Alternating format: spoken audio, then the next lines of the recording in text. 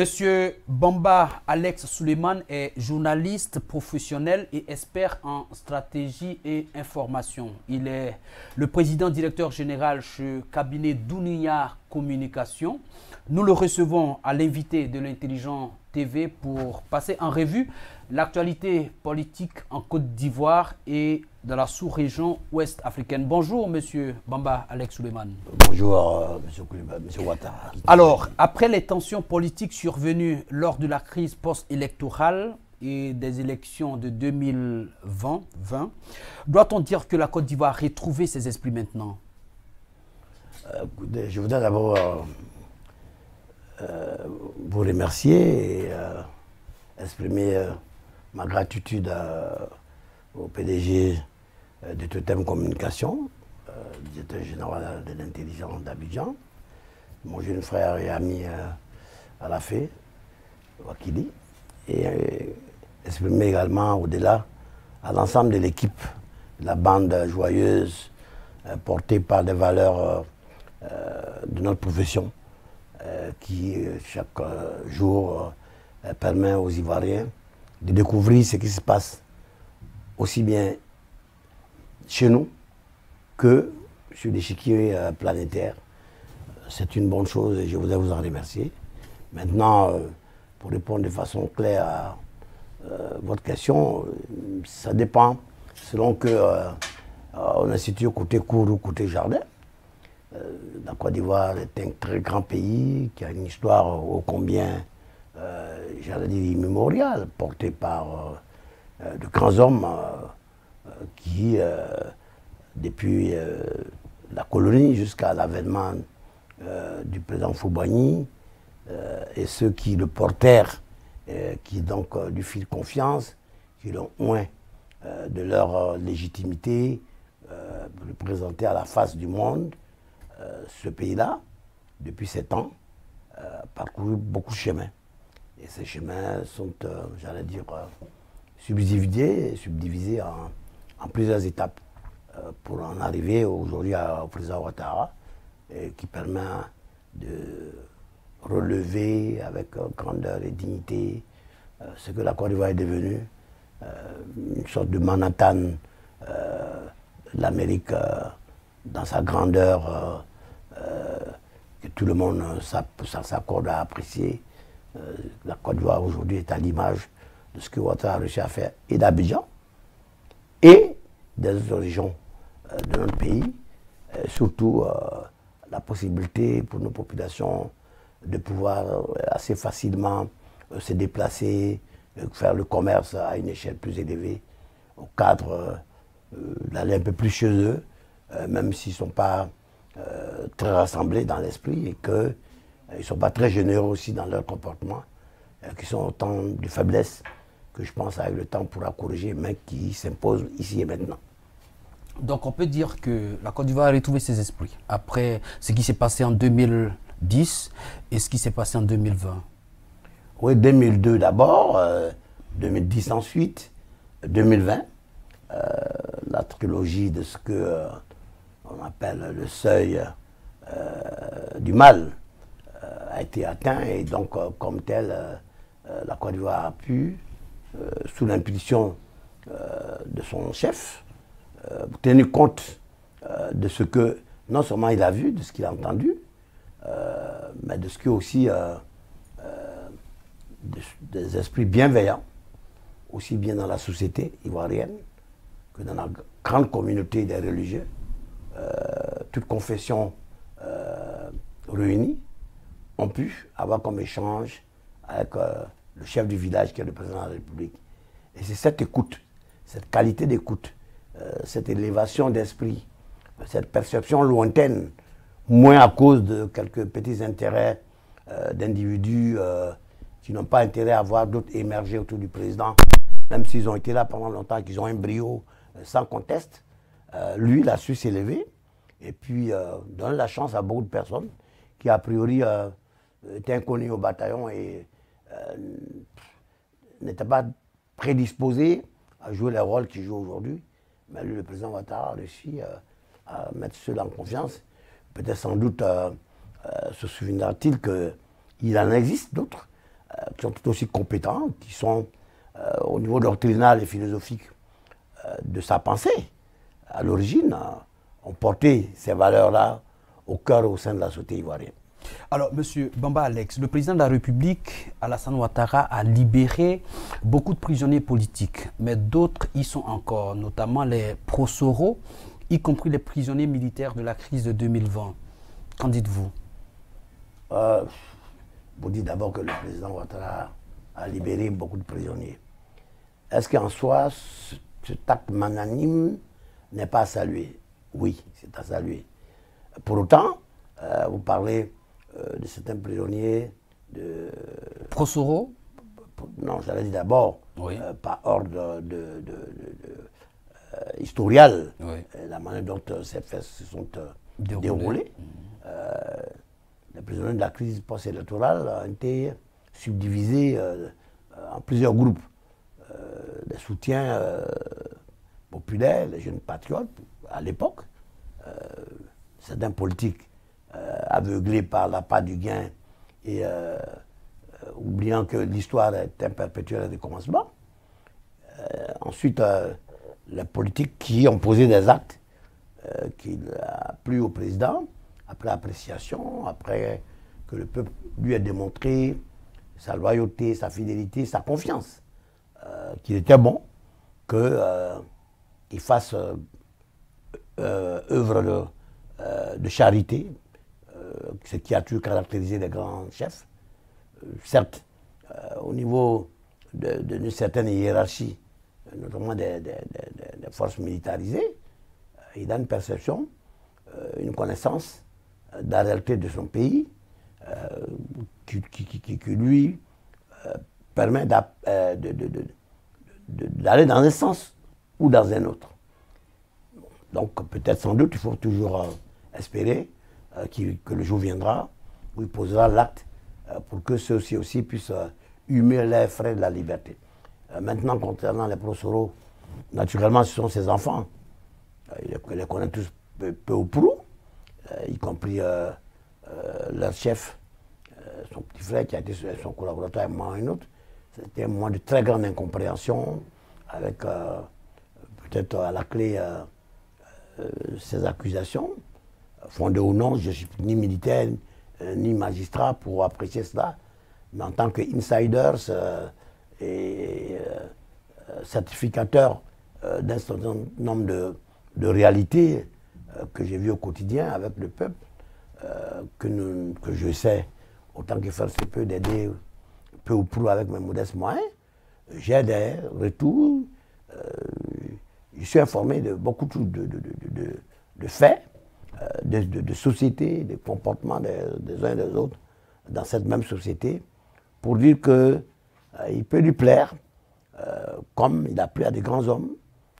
Au Foubani, il fit œuvre de charité lorsque, après le complot du Chat Noir en 1963, alors que ceux qu'il fit arrêter étaient accusés de tous les maux les plus monstrueux et odieux qui aient pu exister.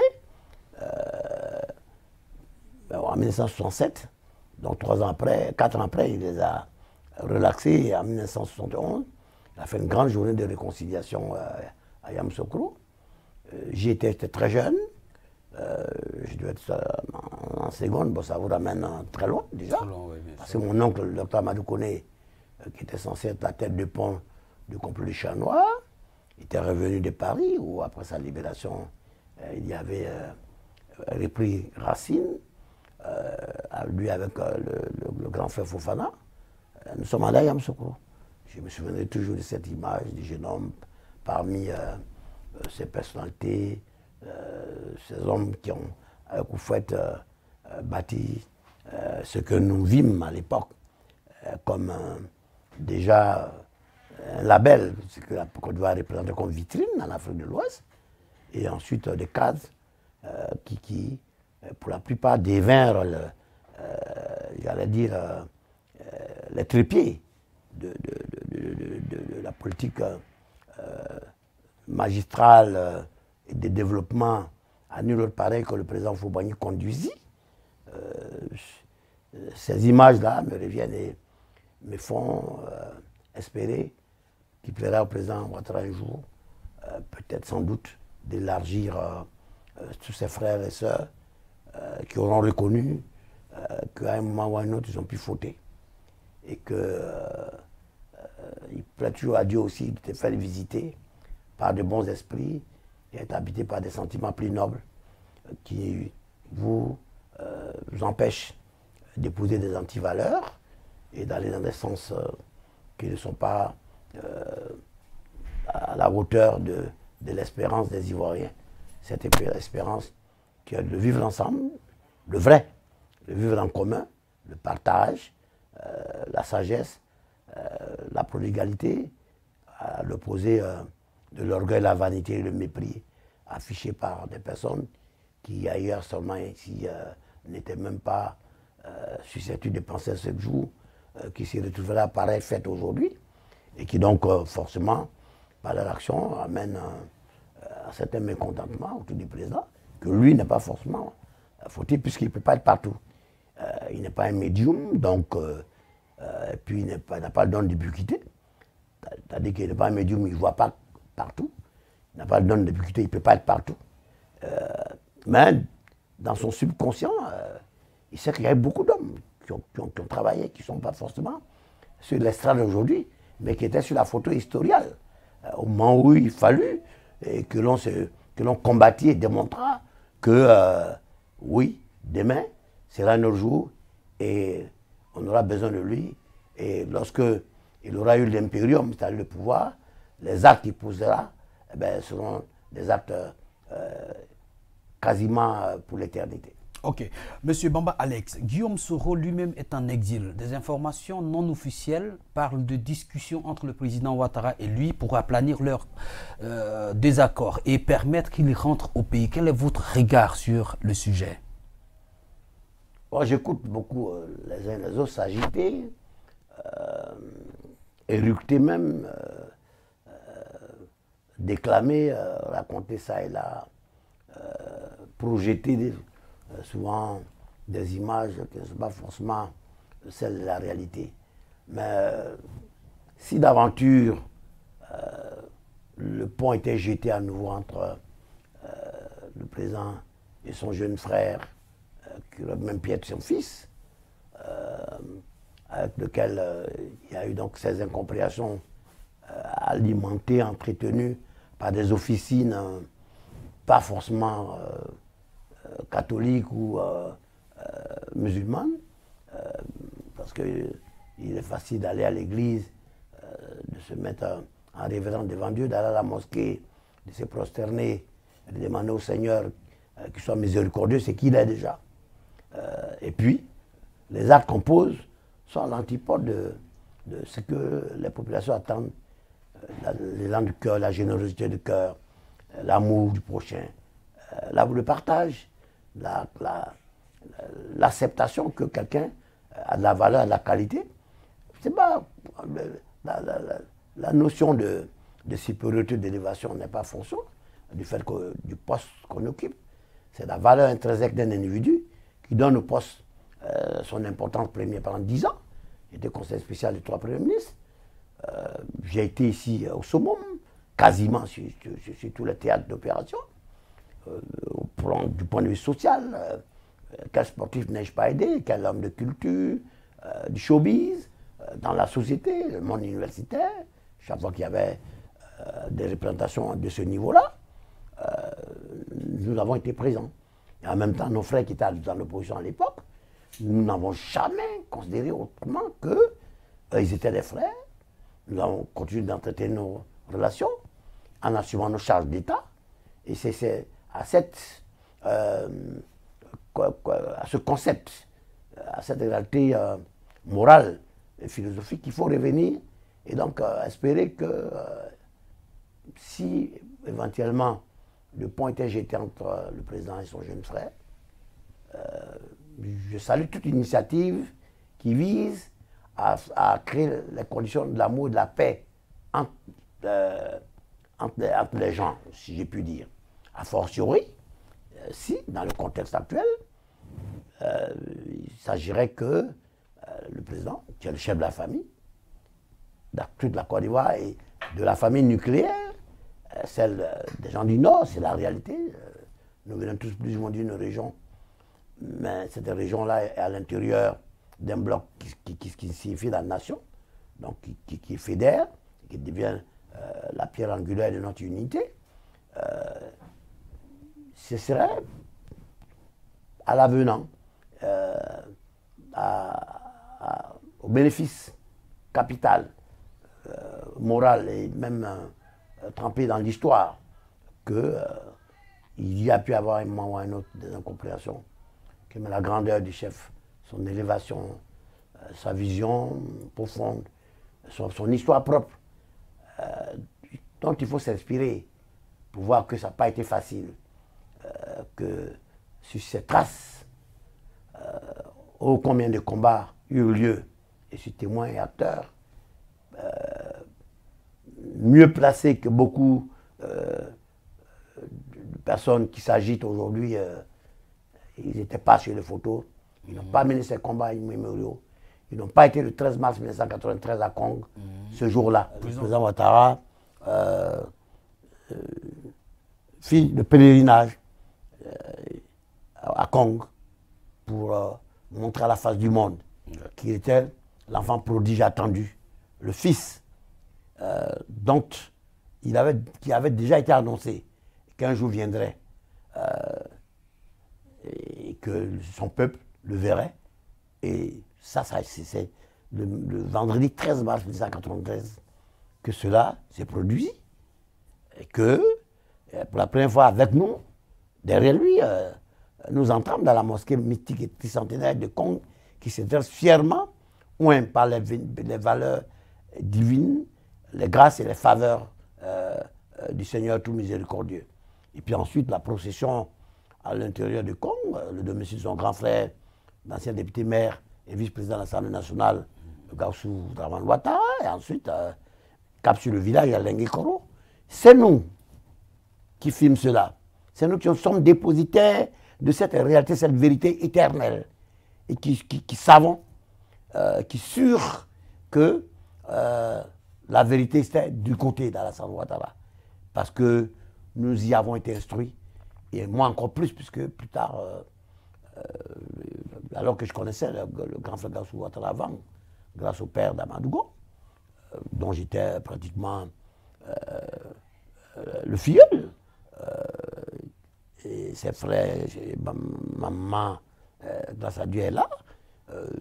Je ne me suis jamais prévalu de cette fraternité qui me portait à l'image de mon oncle Lazani Koulibaly, père son âme, la vieille Adjamariam vient de décéder, qui nous connûmes des grands hommes, des érudits auprès du fouet, qui me fit l'honneur de voyager avec lui jusqu'aux États-Unis.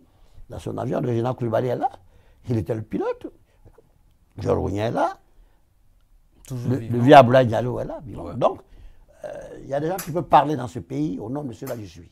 Ok. Alors, M. Bomba, depuis son retour au pays, le président Laurent Gbagbo a vite fait de rencontrer le président Alassane Ouattara, d'abord Henri Konan Bédié.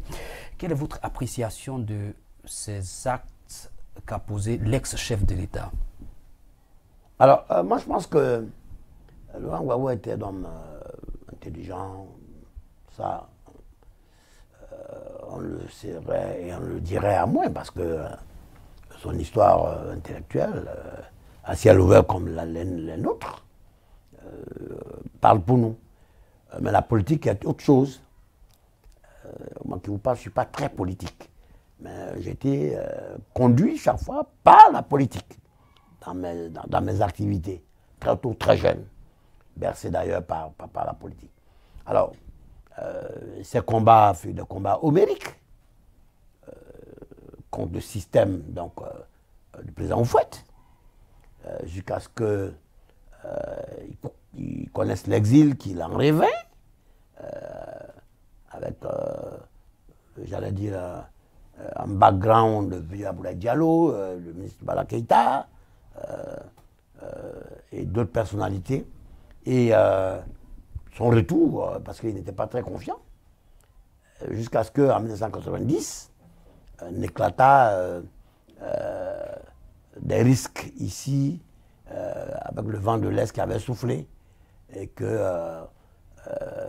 le multipartisme était devenu le pluripartisme, j'allais dire, était devenu un fait de souhaiter qu'aucun pays et aucun président ne pouvait ignorer. À preuve chez nous, ce vent souffla, le président Foubagny, le tout-puissant, au fouet, l'illustrissime fils Akoué, en fut secoué. Et il a, seul, face à sa conscience, à un moment donné, estimé qu'il était esselé. Toute la haute baronnie fouettienne, les membres de la nomenclatura du PDC-RDA, le parti au pouvoir, dont certains, pour ses compagnons, avaient vieilli, et pour les plus jeunes, n'étaient pas en phase réelle avec le peuple, mis le président en difficulté. Alors, il a fallu qu'il sortît donc de sa botte secrète, magique, un des siens, que peu de gens connaissaient, mais lui aussi. Nous aussi, si. Puisque, bien avant que le président Ouattara ne vienne, le grand frère Gassou Ouattara, Dramane Ouattara, m'en avait déjà parlé, je savais peu ou prou. Et j'étais allé couvrir les élections présidentielles de novembre, d'octobre-novembre 88, qui a vu l'élection du président Bush-Père. Ouattara venait d'être nommé gouverneur de la BCAO. Et donc, il y avait des signes. Et lorsqu'il fit sortir cette botte magique, ça a été comme un médecin de grand cru qui pose un garrot qui arrête une hémorragie. Et donc, qui permet au patient de retrouver ses sens et de revivre pleinement. Et ça a été cela, le souffle que le fils vint porter au père et à qui il évita, qui fut humilié plus que de besoin, parce qu'on était déjà dans une posture de défi et de défiance. On n'aurait même pas admis que ce soit au président Fouet que l'on fit une telle humiliation, rejeté par les siens, totalement scellé, reclus, vomi. Non. Cet homme, l'illustre fils Akoué qu'il est, pétri des valeurs des civilisations villageoises, intellectuelles, donc pétri aussi de connaissances de l'autre côté des Pyrénées, réussit-il avec le brio, la magie, l'un dans l'autre, qui sont les siens, à reprendre la main grâce à son fils revenu de la Banque centrale des États d'Afrique de l'Ouest, dont il était le gouverneur, à arrêter donc cette hémorragie, à prescrire une thérapie qui a été dure, mais c'était courageux de sa part, et il remit en selle le président Fouet, et puis naturellement, ce qui devait en découler, l'ouverture au multipartisme, la possibilité à tous les acteurs de la Côte d'Ivoire de s'assumer, d'avoir voix au chapitre, de parler, de dire oui, j'ai telle compétence, j'ai telle qualité, je peux moi aussi apporter, en apporter à mon pays. Moi aussi, je peux fédérer un certain nombre de compétences, je peux pourvoir en idées, et puis je peux avoir une autre conception, une autre perception de la société, qui peut-être les unes avec les autres, les unes mises dans les autres, nous permettrait-il de nous élever un peu plus et de projeter sur l'avenir. Quelle appréciation avez-vous du fait que quand Laurent Gbagbo, revenu en Côte d'Ivoire, ait visité le président Alassane Ouattara et Henri Konan Bédié? Oui, alors, cette démonstration historiale que j'ai faite doit permettre et doit servir aux jeunes, même à certains qui ne le sont plus très bien, mais qui ont la chance d'avoir été cooptés alors qu'il y en a mille autres d'occuper certaines responsabilités aujourd'hui, et qui n'ont pas cette culture, qui ne savent pas. Parce que non seulement ils n'étaient pas là, mais ils n'ont pas pris la peine de connaître aussi. Cette humilité leur manque. Ça ne manque pas au président Gbagbo. Le combattant qu'il est, l'historien qu'il est, donc il connaît la marche des peuples. Moi-même, je suis doctorant en hautes études internationales. Je connais l'histoire du peuplement des peuples, l'histoire du peuplement j'allais dire, des grandes entités, voilà, géographiques à travers le monde, depuis la Mésopotamie, la Grèce antique, les pays baltiques, et puis la péninsule arabique, les unes dans les autres, vous permet de se rendre compte que ce monde est global. Et donc lui, il le sait, et à un moment donné, après avoir eu la chance d'avoir été porté à la tête de l'État de Côte d'Ivoire, de l'avoir géré peu ou prou, selon que ses partisans estiment que c'était comme cela qu'il fallait le faire, ou que ses détracteurs, voire les opposants à son régime, en aient passé le contraire.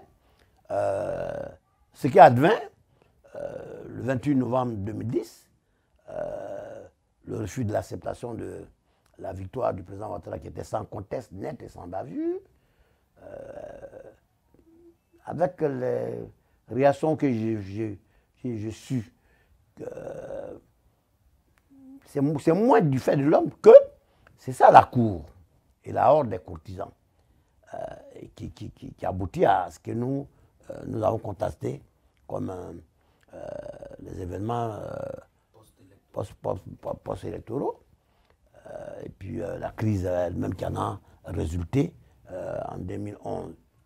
Alors, lorsqu'on a passé 10 ans loin de son pays, et que de cet endroit hors de son pays où on était assis, qu'on a vu tout ce qui s'y est passé, entendu presque tout ou presque de tout ce qui s'y est passé aussi, on est habité par la sagesse. On a le temps de réfléchir, de regarder le chemin parcouru, oui, et faire la comparaison, et c'est faire une raison. Mais entre-temps, il peine à réconcilier... Non, j'en arrive. Oui.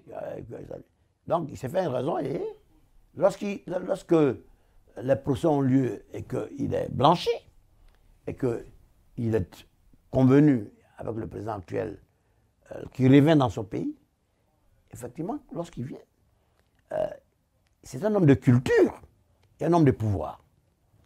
Il sait ce que c'est que l'exercice du pouvoir d'État. À l'opposé de pas mal de personnes qui, dans l'euphorie, déclament les sicaires et les codataires qui poussent les gens à la faute, ont cru que c'est une position de combat frontal ou un remake de fin 2010, 2011, qui se réfère non. Tous les Ivoiriens, épris de bon sens et de conscience, ne peuvent pas accepter ça jusqu'à la fin des temps. Et donc, en gentleman, en républicain, il a estimé, et a raison, de voir le président de la République, qu'il a reçu dans les règles de l'art, qu'il a honoré en tant qu'ancien président. Donc, il honore la République. Parce que c'est cela. Dans 5 ans, dans 10 ans, lorsque le président lui-même probablement aura passé la main. Mais ses œuvres parleront parce que ses œuvres sont visibles. Il sera assis et puis intérieurement, il sera content. Donc, il le reçoit, il a les honneurs et il va plus loin.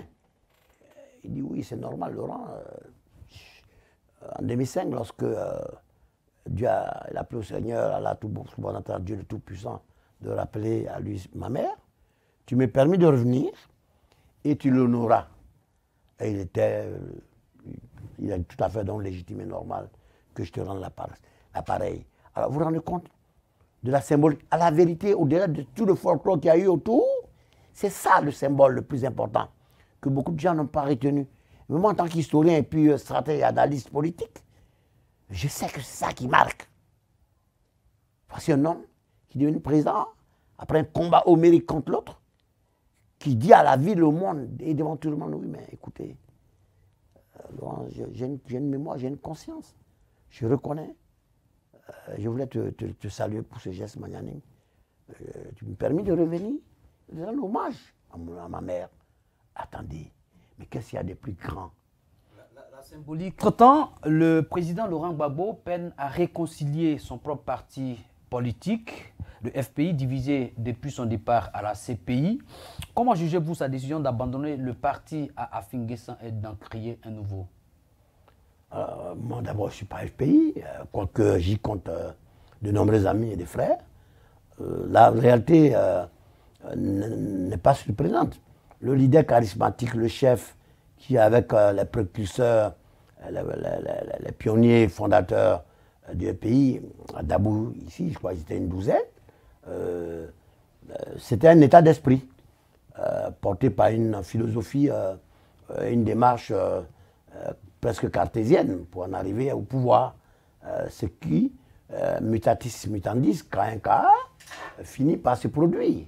Donc, 10 ans après l'exercice de leur pouvoir, quoique édulcoré par la rébellion de septembre 2002 et l'élection présidentielle de 2010 qui perdit, qui contestèrent, mais les faits étaient vraiment tels que c'était difficile. Bon, cette traversée du désert a été vécue par les uns et les autres différemment.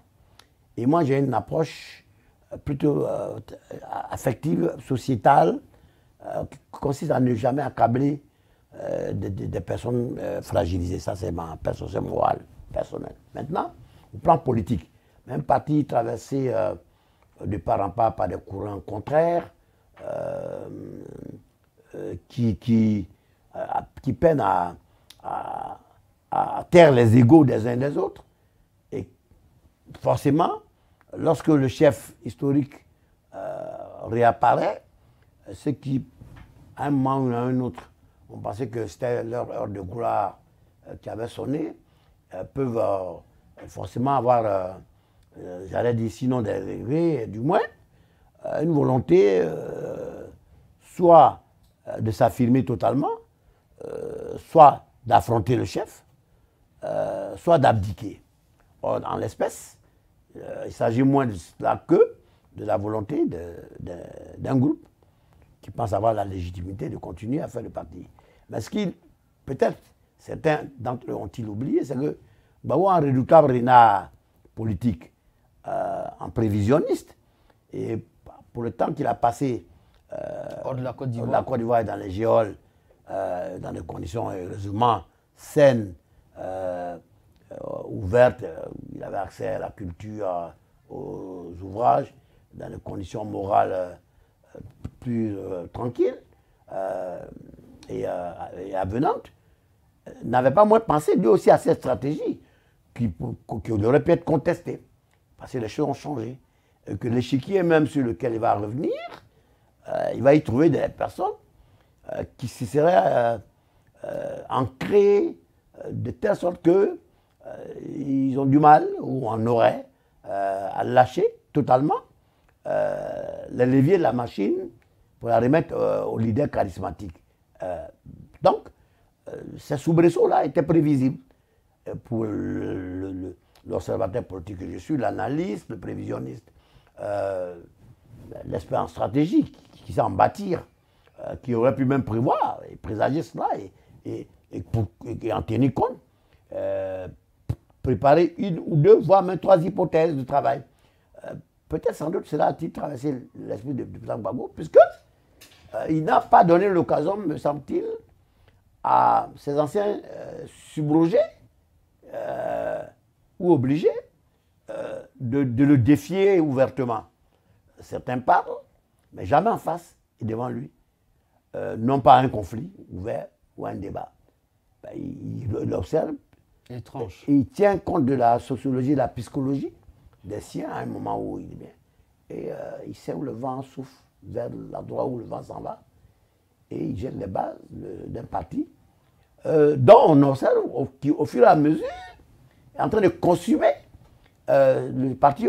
On en arrivera. Dans ce contexte, comment trouvez-vous ce double divorce, à la fois politique et conjugal, avec Simone Gbagbo?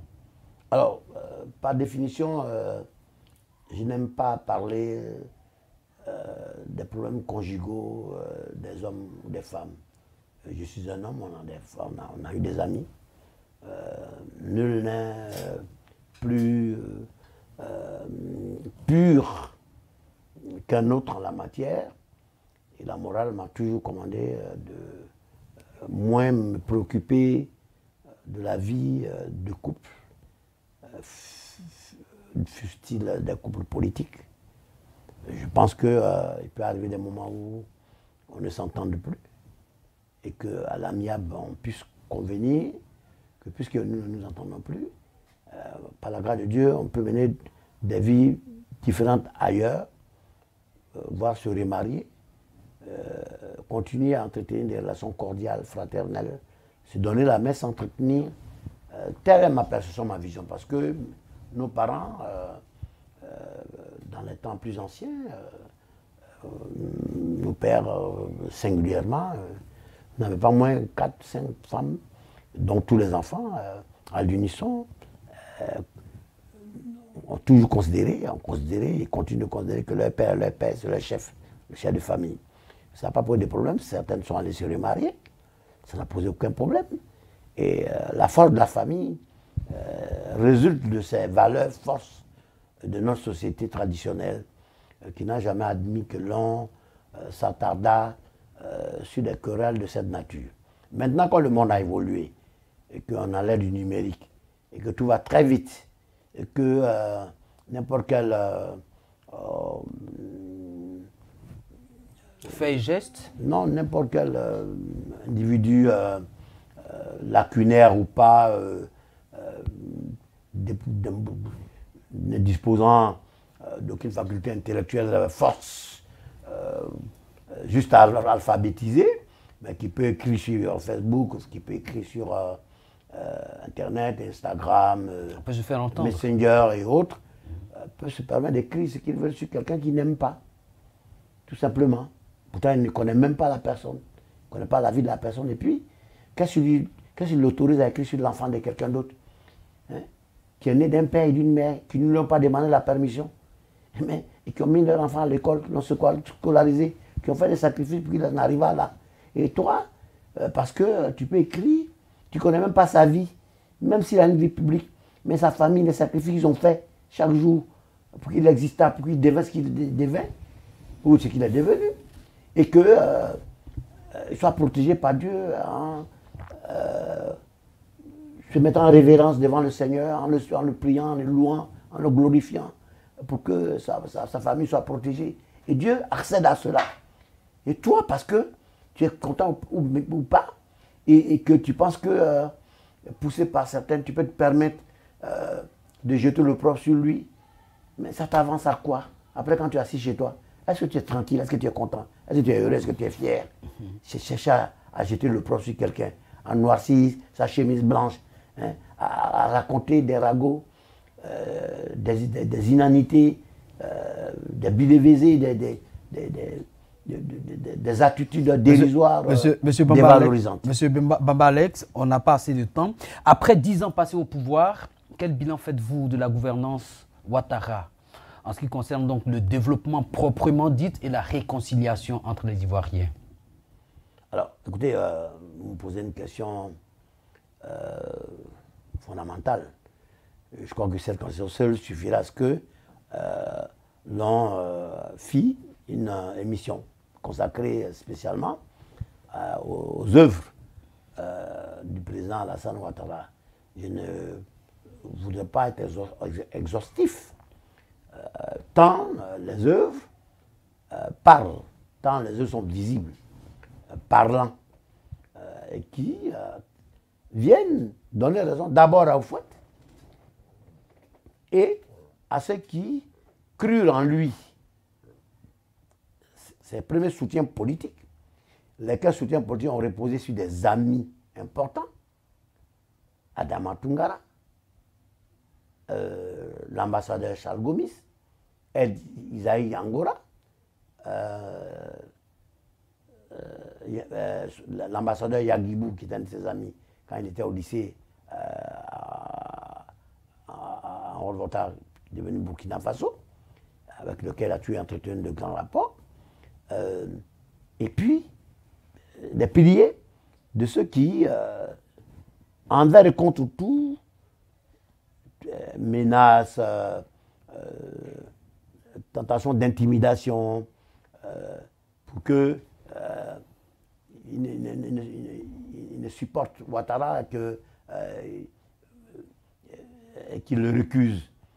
Mais ils y ont cru, ils ont porté sur les fonds de bâtiment le RDR. Et les combats étaient très durs, que de sang versé, que de larmes coulées, que des difficultés connues, que d'endurance, que de maltraitance. Je pourrais milieu. D'ailleurs, j'ai un livre, pratiquement, il ne tient qu'au président de la République lui-même, qui n'est sorti. J'en ai parlé à son jeune frère, photocopié à l'époque, amélioré avec d'autres images, qui parlent. Non pas des gens qu'on commet pour écrire des livres, non, ils n'ont pas été là, ils ne savent pas de quoi ils parlent. Et donc, ce Ouattara,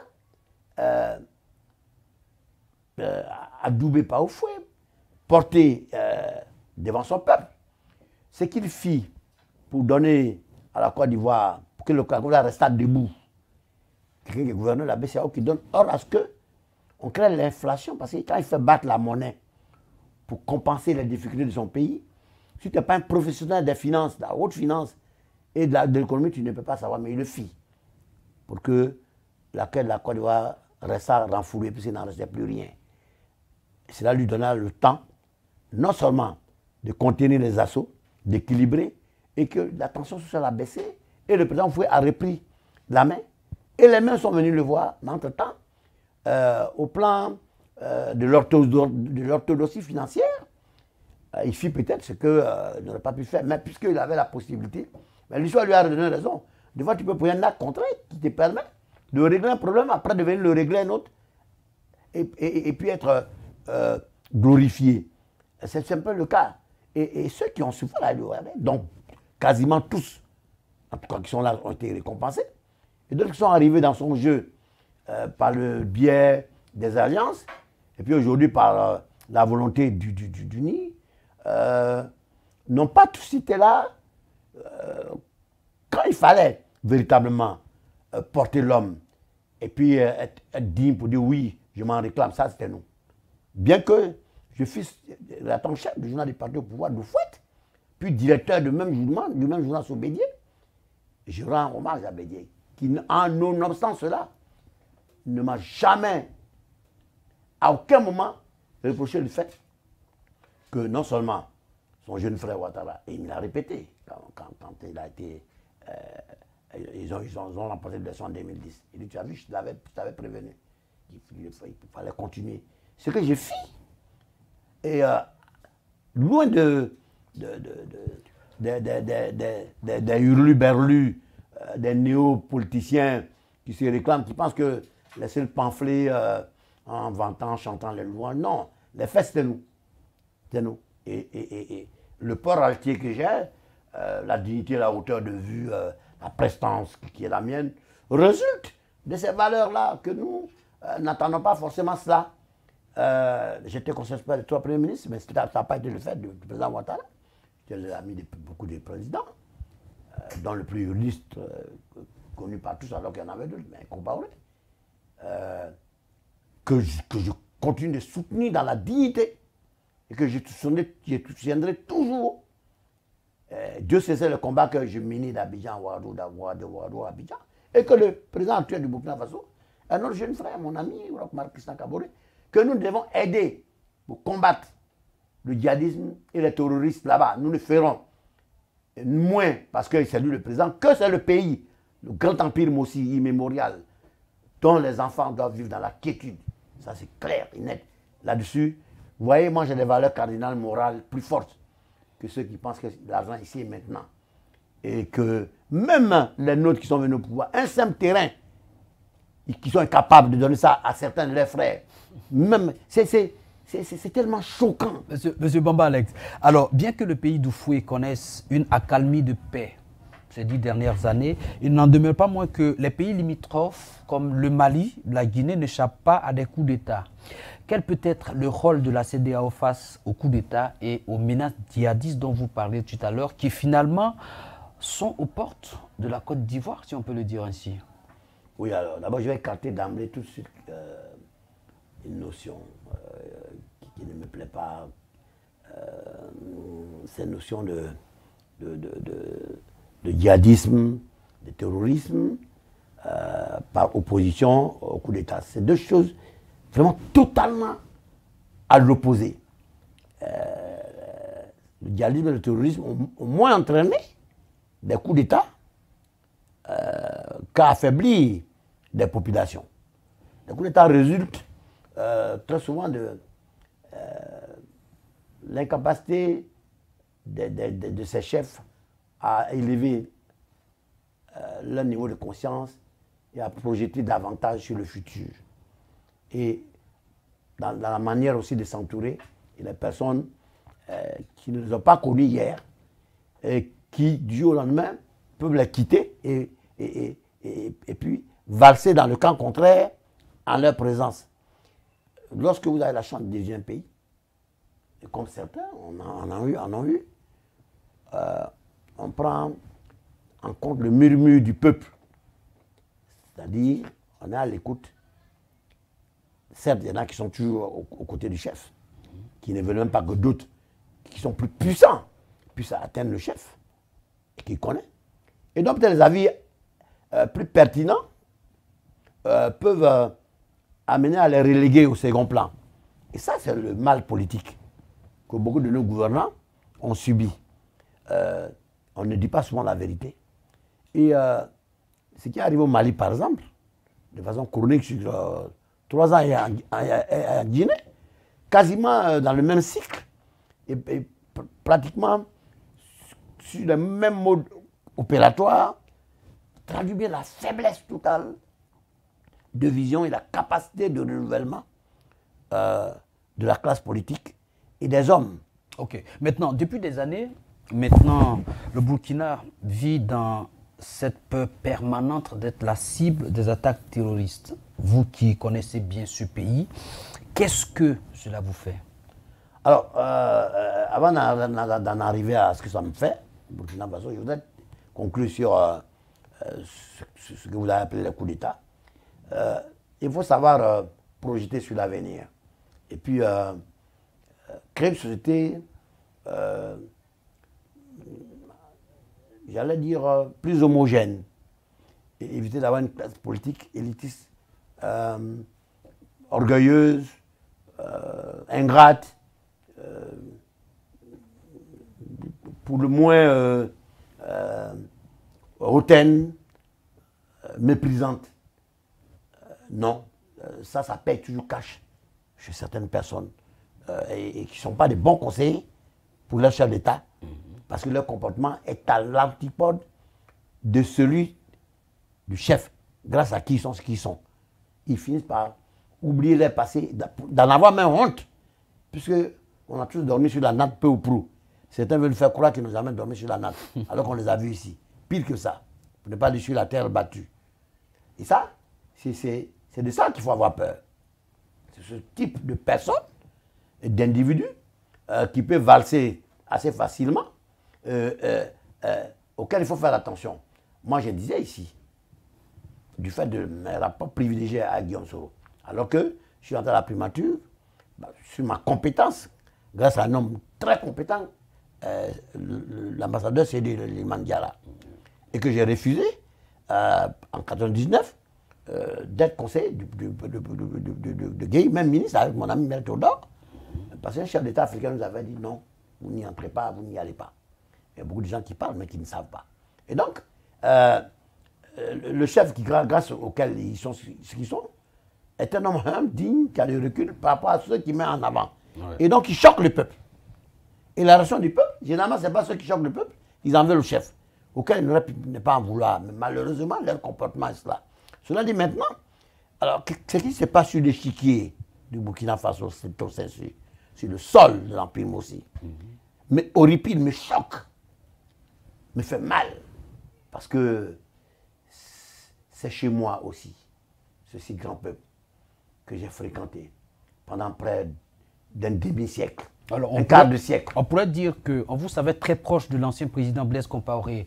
Vos rapports sont-ils toujours au beau fixe? Alors, pour en arriver là, je voudrais m'indigner donc de ces attaques permanentes qui fragilisent une société où les hommes et les femmes sont des exemples de force de travail, de caractère, de jeunes intellectuels qui ont gravi les échelons, qui, quoi qu'on en dise, pendant 27 ans de paix, sous l'impulsion du président Compaoré, sont devenus ce qu'ils sont devenus.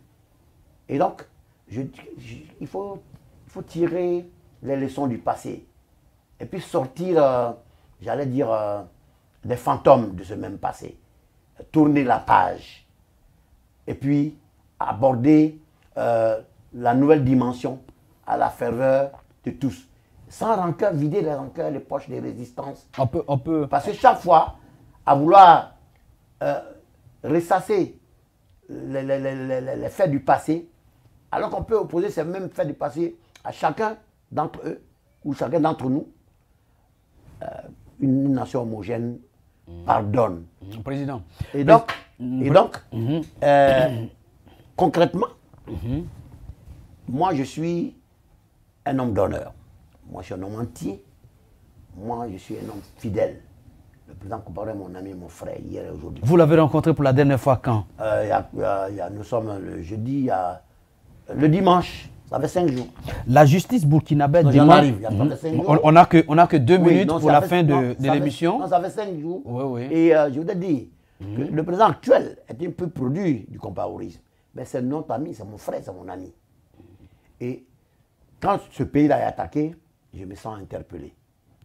Et donc, moi et beaucoup de gens, nous avons décidé de combattre à notre manière ce djihadisme, ce terrorisme, par nos propres moyens, la force du verbe et la puissance de l'écriture pour qu'il recule et que ce pays puisse vivre dans la quiétude à les responsables actuels, en gardant les mêmes bons rapports les uns les autres. On va avoir une autre tribune où on va en débattre avec vos amis. La justice burkinabé demande l'extradition de son frère François Compaoré, qui est aujourd'hui en exil en France. Pensez-vous que cette demande d'extradition est opportune?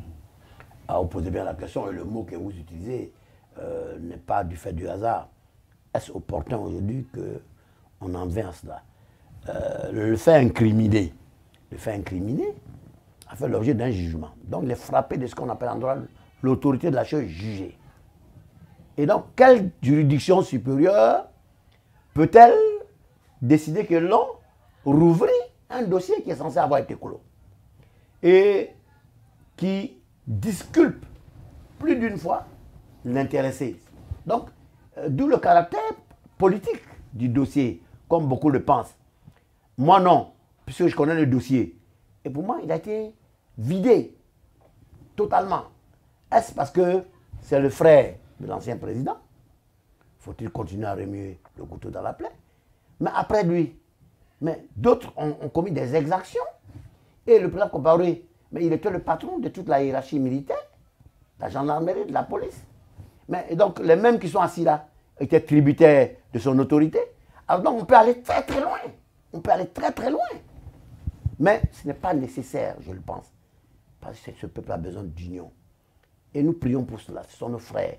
Moi, singulièrement, ils savent que je ne parle pas des autres. Que si moi je parle, c'est du fond du cœur, des profondis. Ab imo pectore, du plus profond de mon cœur, comme le disent les latins. On va vous donner l'opportunité donc de lancer un appel à la Côte d'Ivoire et à la sous-région pendant que nous sommes à la fin de notre entretien. Alors, c'est très simple, les Ivoiriens, c'est la terre de la fraternité. Salut aux terres d'espérance, la terre d'espérance. Le pays de l'hospitalité, la terre promise à l'humanité, la patrie de la vraie fraternité. Mais tout y est. Les dévanciers avec le président Fouette, il avait pensé à tout. Et avait même prédit probablement que nous connaîtrions les soubresauts que nous connûmes. Et c'est pour cela qu'il nous ramène toujours à notre hymne national dans laquelle il y a les solutions. Soyons unis. Pardonnons-nous les uns les autres. Acceptons que quelqu'un puisse avoir été un poste à un autre. Et que le président aussi puisse avoir, il puisse regarder élargit le champ des visions, il va y trouver de nombreuses autres personnes qu'il a pu oublier. Je ne sais pas où se trouve Pascal Grabois, qui était son conseiller en communication à la primature.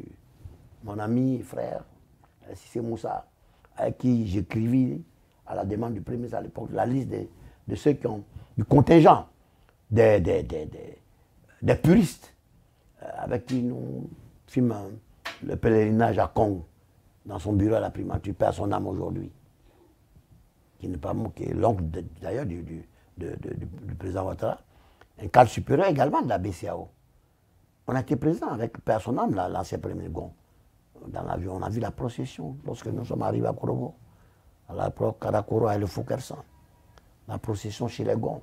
Ensuite, on a mis le cap sur le Ferké, au domicile du grand frère, la réserve de l'auberge, là où le président de la République d'aujourd'hui, l'ancien premier chef du gouvernement, porta le boubou de circonstance, après avoir laissé tranquillement à la maison chez le grand frère, la veste. Et on arrivait à Kong, à 13h05, l'imam venait d'officier la prière du vendredi. Et exceptionnellement, il retourna dans la mosquée tricentenaire. Je parle de choses hautement symboliques. Témoin et acteur. Et il rendit hommage à son fils d'enfant prodige, tant entendu, et qui vint au moment où les oracles qui avaient prédit qu'il viendrait est arrivé. Et donc, il a fait cette prière. Et cette prière-là, sur le président Ouattara. Donc, quiconque, et là, ce n'est même plus du domaine de la politique, c'est du domaine de la métaphysique, du domaine de la religion, du domaine des valeurs qui appartiennent à Dieu. Quand Dieu a oint certains de ses fils de ses grâces et de ses faveurs, on peut ne pas être d'accord à un moment ou à un autre, on peut se disputer, on peut ne pas être d'accord forcément, mais on se garde de ne pas franchir certaines lignes, ce qu'on appelle la ligne de flottaison en physique. Ainsi par là, M. Bamba Alex Suleiman, journaliste professionnel, expert en stratégie et information, le président directeur général de Dunia Communication est passé à l'invité. Nous avons parlé de l'actualité politique de la Côte d'Ivoire et de la sous-région ouest africaine. Merci de nous avoir suivis et à très prochainement.